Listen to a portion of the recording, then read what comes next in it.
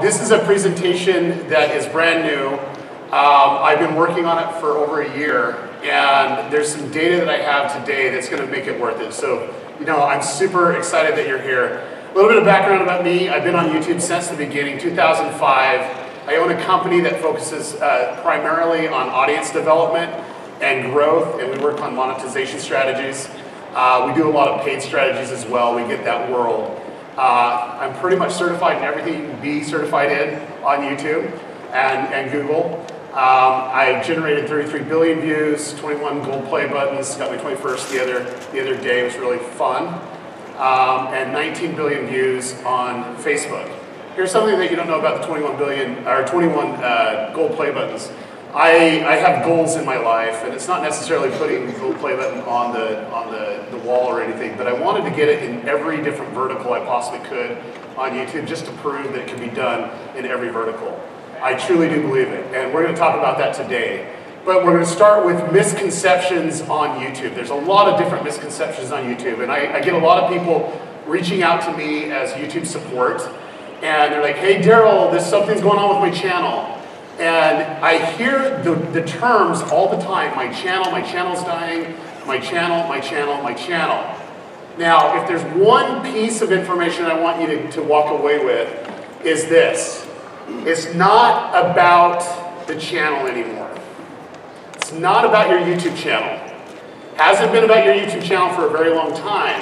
What you need to do is start really understanding what it's truly about. When you switch the mindset of what it actually is, and you start delivering what YouTube actually wants, then it changes it. And this is the key right here, that channels are no longer the dominant as they once were, but it's all about something. And the key is this. It's all about video, the YouTube video, and the viewer. And more importantly, getting the right type of viewer to watch your video.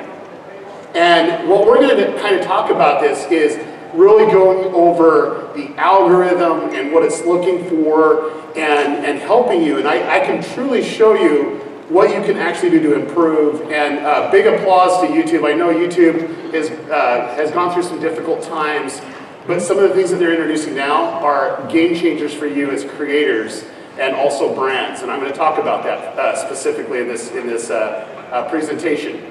So let's kind of go off of this, the algorithm. I know a lot of people really get frustrated with the algorithm. There are multiple algorithms on the YouTube. What makes up the different things that are happening on YouTube is the YouTube AI. That's basically machine learning. The machine is trying to learn and predict behavior for achieving the goals of YouTube. So what do they want to do? Well, they're going to learn and grow, and so there's a lot of updates that happen. There's over 200 updates that occurred this last year, and 2,000 split testing experiments that they go out and test things and try to gather more data to get the results. So they actually set goals, let the AI do its thing, comes back, and they see the results, and based off of that, they'll pivot a little bit, and before you know it, it becomes an update. These updates are pretty big, and they can affect us as creators if we're focusing in on the wrong things. And I think that a lot of creators that are creating content on YouTube really focus in on the wrong things, and they're really missing the mark. And I'm going to show you some of the things that you need to look at. Goal number one for the AI is to predict what the viewer will watch. It's all about the video, and it's all about the viewer. Now, when you can start figuring out who your viewer type is, and kind of understanding that target audience and that target demo, and really understanding what's there, then YouTube will help promote your stuff. They'll promote your videos out to the right type of viewers. So the number one goal that the AI has is try to predict what people watch. Why is that? Well, it's to maximize watch time. Because if they can predict what people will watch, they'll keep the viewers on the platform longer.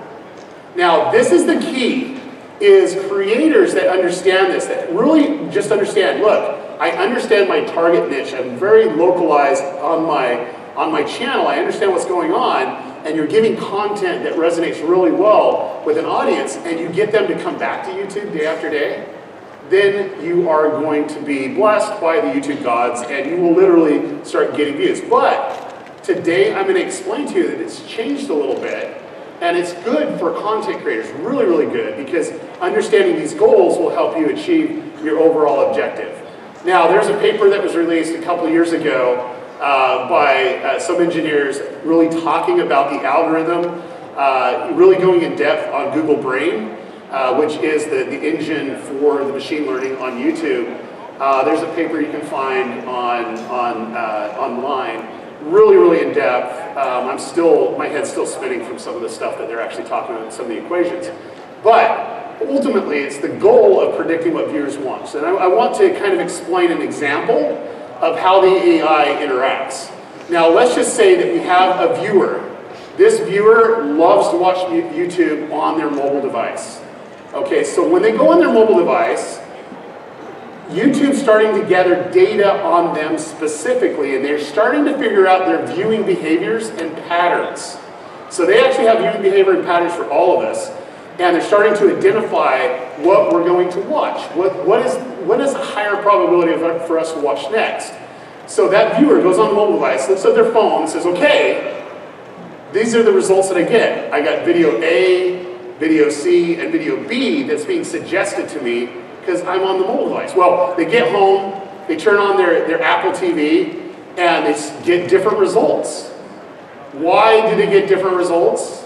Is because the viewing behavior of that viewer. Even though they're on a different device, they know, oh, when they're on mobile, they actually only do shorter videos and they have a lower tolerance for these types of videos. So let's suggest these types of videos. But on Apple TV, the app, let's go ahead and give them different results because this viewer, has a longer view duration and will tolerate longer videos. And so what are we going to do? We're going to suggest them longer videos. So it's really, really intelligent of what it is. And this is just an example of how the AI would work and think, is really trying to predict what's going to be best for the viewer. And so it's going to recommend shorter videos for this specific viewer in this specific case because of what how they view on mobile. And also they're going to send longer videos for them on YouTube app because of how they view YouTube on the YouTube app. So I hope that makes sense because what they're trying to do is predict that behavior. And I can't reiterate this enough. It's always about the video and the viewer. And if you can really start understanding and getting in the heads of your target audience and really knowing who they are, that will give you a better idea of how to actually use YouTube to start suggesting your videos. So what is the #1 traffic source on YouTube? Okay. What is the fastest way to grow on YouTube? We have it? Suggested videos. Seriously, it is suggested videos. When YouTube starts promoting your video, you will grow. And I'm here to tell you that individual videos that take off will grow your subscriber base. But I don't want you to get so fixated on subscribers. I know that seems really odd because everyone has this, and I think it's just like the social status. I got 4 million subscribers or whatever it is. But it's always about the engagement of the viewer. And when you understand how to trigger that, then all the success will come with that as well, as long as you understand the metrics and the triggers that will help YouTube decide and predict for your ideal target viewer, okay? And so suggested videos is the fastest way to grow. In fact, I just saw a friend of mine started a YouTube channel and did it for years, but he had a breakout hit, got picked up, and he got 400,000 subscribers in a matter of a few weeks just off of one video. And so it's real. So there is a huge shift right now happening how YouTube suggests videos. And this is something I've been studying for years, and I got to put a disclaimer out. We manage a lot of channels, and we only have data that we understand, and so I needed more data. I needed more data to draw the conclusions of what I was actually looking for. And I've seen a huge shift of how YouTube actually suggests videos. And I know a lot of you have reached out to YouTube, and you've vented your frustration on Twitter because of some of the changes that occurred, and you don't really understand what's going on. And so today, my goal is to show you how YouTube has shifted and how to leverage it. Does that sound good? Okay. Big thanks to vidIQ, Rob Sandy, literally saved my bacon because I needed a whole bunch of information. And so he collectively gave me a huge sample size that I could deal with. So it wasn't just my small little 50 channel, sample size. We had a huge sample size of information. Let me show you what YouTube was looking at last year for suggestions. So on this, there's a graph. The blue is suggested video, the red is subscriber. Now, last year in April, YouTube was suggesting a lot of specific videos in the first 7 days. In fact, I was sitting on this stage, or presenting on the stage, talking about a 7-day deterioration rate from your suggestion. You can see exactly what was happening in 7 days. It was deteriorating. But things changed. And I want to show you how things have flipped around, and it's going to help you change your strategy from it. In June, it goes up, and this is on all the channels that were under 100,000. We'll show you some other results here in a second. But you can see that where it changed. Here in September, there's a lot of people that say, oh man, my subscribers aren't being notified, and there's a lot of, my subscribers aren't seeing my videos. Look at that, they literally dropped. And then the big one was actually right around Thanksgiving. There's a huge change that happened in December. Notice that the blue line now is below, literally below, and the subscriber is up higher. And then finally, April, here is the data. Now, this is what's interesting. If you looked at the chart before, in that first 24 hours, suggested a year ago, YouTube would suggest your video, 66% of those views would come in the first 24 hours, okay? And then you can see the percentage just go down. However, in April this year, look, it's only 28%. But then you have 50, they're getting it out more to your subscribers. And so from doing this, I want to show you the different things. We don't have a lot of time here, but it does change just a little bit for your size of the channel, but it doesn't change that much. And the big thing about it is YouTube is now normalizing this and really getting it in a way to suggest it in a way to get us all more views if you understand how to actually make that trigger. So that being said, this is probably the most fascinating one, is the million subscriber one.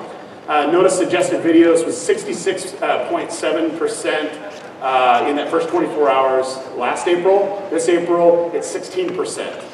But the subscribers numbers is 60%. So the more subscribers are actually viewing the videos, we're not going to get into the whole notification debacle. Okay, so here's the conclusions to this. Views are being suggested more after 14 to 120 days. What does this mean for you as a creator? This means that you have a really long tail strategy that you can get a lot more views after 14 days than you can before 14 days. You can actually start taking breaks now. You don't have to kill yourself trying to upload every day, because a lot of the views are going to be on the tail end. And if you do the strategy right, you can get a ton more views in less uploads. Also, this is probably the biggest thing for me, is data gathering is now delayed in minutes instead of days. Now before, what you do is when you actually upload a video, YouTube would look at your metadata. They look at your title, your description, your tags, your closed captioning, and then literally start to suggest that out to your own library and get suggested views off of that. And last year, it was really heavily pushed in that first 7 days. Well, now it's shifted where they're able to gather the data they need, disregard, I wouldn't say all the meta, but most of the meta, and look at the next data points that they're looking at. And let me kind of talk about these data triggers, because once you understand the data triggers, that helps you understand how to shift your strategy and how you need to release your videos and such. So they're looking at the metadata in the first few hours. They're looking heavily on the viewer history data. And so if you have a viewer that's notoriously, religiously looking at your back catalog on a certain topic of videos, and maybe watch 2 or 3 times the same video, well, if you release something similar to that, of course that's going to be heavily suggested in that first 7-day period to that subscriber, because they're going to watch it. And it's really going to follow them around until they watch it, because they're highly engaged with that. They're also going to look at people that are similar to that and help grow that and expand that, but that's more on the tail end of the suggestions. We're going to talk about impressions versus click-through. There's only a couple things that ever got me really, really excited about the things that YouTube released, and this is one of them. I'm here to tell you this right here is literally a game changer for everyone sitting in the audience. I don't care if you're a brand, I don't care if you're a creator. This data is so critical of starting the triggers that are needed and really help you to grow on YouTube. And so it's really, really important to understand this. And seriously, I don't know if there's anybody from YouTube here, but honestly, my hat's off. This makes everything all worth it because this data is what I've been just craving for. Because we never knew the impression versus click-through rate. We could only guess. And now we can actually make strategic data-driven decisions to make better content to get it more suggested. Now, there's a couple things that we're going to look at. We're going to go in depth on this and really break it down. But I want to show you the results. This is one of the channels that we had. The only thing that we did was have the data of understanding the split testing. Like we could only guess, oh, maybe this thumbnail's not performing well, because all we were doing is guessing before, but all we did was change the thumbnail. That's it. There was no other strategy. We didn't change our content. We didn't do anything like that. We just changed the thumbnail, and we had 3 times the amount of views just based off of that. That is huge. We didn't do anything to the content. All we did is spend a little bit more time on our back catalog, our underperforming thumbnails, made them better thumbnails, and YouTube started to recommend them more. So much so that we got 3 times the traffic. The views on this is ridiculous too. So, what is a good click-through rate? I know a lot of people says, hey, I got this data now. Now, what is a good click-through rate? Is 5% good? Is 12% good? You know, what's a good click-through rate? Now, for me, I'm going to answer it a little bit differently. Now, to understand YouTube, you got to understand that everything's individualized and very niche specific with video. So it's going to look at similar videos that are out there and see the click-through rate and see what their average is. And if you're higher than that average, then that's a good click-through rate. But for me, I always want to get a higher click-through rate, because if I get a higher click-through rate, that means I'm going to have a higher average, and YouTube's going to give me a higher percentage of recommending my content. And so what we're going to talk about is the long tail approach. And this is something that I was just talking with my friend at WWE.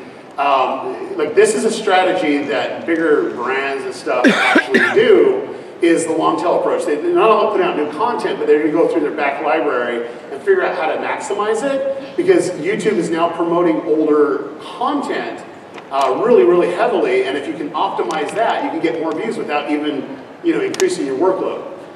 So that being said, there's a couple methods, but after 28 days, I found that that's when is a good time to do A/B testing on your thumbnails. Now, YouTube used to have a beta a long time ago on thumbnail A/B testing. I don't know if they currently have that. So you might want to reach out to your partner manager and ask them if that beta is still open or where that's at. YouTube, if you're listening, if there's anything that would ever bless the community of YouTube, it would be this, that we could actually do A/B testing on our thumbnails. You provided the data for the impression and click-through, but if we can pick winners of what thumbnails, and we can be more like Netflix, in which it changes the thumbnail for one demographic to the other, I would love you forever. And I wouldn't go to YouTube, or to Instagram. Okay, going back to this, the 28 days is really, really important, because that's kind of where you get a ton of views, and you can actually do some good split tests. Here is a split test that we did internally. You can see our click-through rate was really good. I think anything above 12 is really good, but for me, I'm never satisfied, because we can always do better. So with this, we had 14.2%. You can see it equated to over 100,000 views, and so on, by just changing the thumbnail. The thumbnail. No title, no description, no tags, just the thumbnail. It started getting recommended more, where we're getting 23.1 click-through rate. And notice the graph that YouTube's presenting 99.8% out to potential people that would be interested in that. That's huge. And what I would encourage everyone to do is have a strategy. And it's worth hiring someone to design your thumbnails. It's worth hiring someone to implement this if you don't have the time, to go back and literally do some split testing through your older content that's 28 days to 45 days or even older. What I like to do is go in, this is a ninja tactic, but go into your real-time analytics, see which your top performing videos. You can sort by last 60 minutes, 48 hours, and see which one's the 48 hours and which the videos that's on the rise, that's a little bit older. It could be a year old or 2 years old or whatever. Just see what's there and go up through the click-through rate on that. And then I literally will change that. I'll do an A/B test on that one. And I've seen it just go through the roof. Like literally get triple the amount of views that I would have gotten otherwise. Peter Hollins, if you don't know who he is, he's on YouTube. He's pretty big. I really like him a lot. He sent me this graph.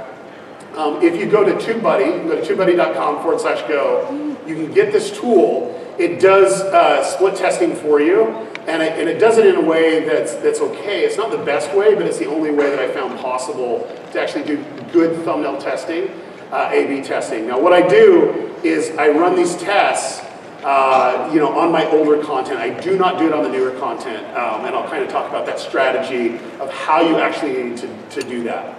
So, triggering data suggested video views, it's all about the metadata, your viewer history, your impressions versus click-through rates, but then it's about audience retention, and this is something that every content creator needs to pay really close together. Now, the new Creator Studio is amazing. I love it. It's like literally organized it in a way that common creators can really understand how to optimize. And we need to really understand that, and also true viewer engagement. I'm going to talk about that here right now. I'm going to give you a real example. I actually started a brand new YouTube channel, and I have some partners in it. We had our first upload in May 30th, 2018. 0 views, 0 subscribers. We didn't do any tactics. They aren't real YouTubers yet. Our target audience is very specific, 5-year-old to 13-year-old boys. Like, we're really hyper-focused in on that. We released some videos. This is one of our videos of most powerful Nerf gun mod that we did. It's two twin brothers that are my partners on it. Thumbnail's super engaging for sure. It's kind of telling the story. It's very interactive. It's everything best practices that YouTube tells you to do. Well, here's the real thing is, right here, we had 643 subscribers. And what we were able to do, and what I really like to pay attention to, is the average views per viewer is 2.7. And we'll talk about that, because really understanding what that means can help you literally leverage it in a way that you need to. So here's their click-through data. You're able to see that we're getting 50% recommended. This is a brand new channel, and YouTube's recommending 50% of it. So when someone watches it, half of it's coming from YouTube suggestion right there. Our click-through rate is decent. I want to be in the 20s because I like to win. And then also our average view duration isn't as high as I like it. I like it around 50%. And so they're still learning, and we're still growing from there. But the engagement is the key. Have you guys ever seen the audience retention graph? Are you looking at your data when you're releasing a video? What you want to see is these little spikes that happen in the video. That is true engagement. It's not a like, it's not a share, but it's what the algorithm is looking at is a true engagement. That means they literally rewound the video and watched that part again. Okay? That is super powerful. Now, I've seen content creators get really creative with this to engage the community as they're watching the videos, that they catch certain things, that might have something pop up, they have to rewind to do it. They get pretty creative with it. That's what you need to be looking at, is how can we get these little pops to get higher than normal true engagement? Because when you get this, that's when you have massive growth. And so, really to understand how to actually get suggested views, you need to look at your impression versus click-through data about 4 days into it. If you do it earlier than that, it's going to be skewed the wrong way. You need to give it about 4 days and enough time to collect some data. And what I would do is, if it's under the percentage of what you get on an average, change the thumbnail immediately. When you're doing your thumbnails, I would design maybe 2 or 3 different versions of it, have it ready to go, so that you can switch that out. I have literally seen channels that literally has stumped growth in that first 4 days, but they changed out the thumbnail and the video took off. Does a couple things. People rewatch it because they think it's a new video, and they're able to do it. I'm not saying be deceptive. It's just saying let's get a higher click-through rate. Next, I would do an A/B test. I would do an A/B test at 28, 45 days. I would literally go back through our past catalog and literally pick videos that you're cherry picking to do A/B tests. Don't go hog wild where you're doing your whole inventory. Like literally be strategic of like 10, 15 videos that you're always just testing and improving. I would go with some of your top performing videos. Do not, I reiterate, do not mess with the metadata. Just change the thumbnail. Has no problem. If you start changing the metadata, then there's some other things that you don't want to have happen. Focus in on audience retention.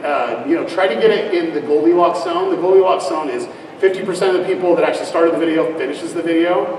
And be very strategic with that. I found the drop-off rate, if you will just fix the last 30 seconds to 40 seconds of all your videos, you'll get a higher retention rate. Some people draw it out way too long when they should just end it like within 10 seconds and be really, really engaging. There's even some content creators that just end and like, what did it just end? But it's like literally getting that retention to happen. And so the only way you can do that is look at the data, look at the videos that perform higher, look at the data that YouTube's providing us, and seeing what's going on. You can literally play the video and see what's going on. You can make some assumptions. You can see what's being commented and so on. Really, really important with that. The next is try to trigger true engagement. Now, what I like to do, this new channel, like we're all about true engagement because that's like I truly believe that's a way to get suggested more. You saw this new channel is getting a ton of views, a ton of subscribers in a short amount of time based off of that, and it's being more interactive with the audience and to engage. And there were some ways to do that in the past that we can't necessarily do now, but you can be more connected organically with your viewer, where they'll want to be more involved with your content. So in this, all this is it's not new, it's best practices, guys. Really, at the end of the day, YouTube literally has given us the keys to the kingdom with giving our impression through click-through and having that first data metric, that first trigger that we need to really make good data-driven decisions so that we can actually say, oh, now we're getting a higher suggestion. Now, wait, we're getting some drop-off. We need to work on our videos to actually get our videos to be a little bit better. Is there a way that we can re-edit them or cut them in a different way that'll be more engaging? And truly, I want everyone to start thinking of, this is probably the biggest tip that I can give you, is think in video series where you have like 4 or 5 or 6 videos that all relate to each other.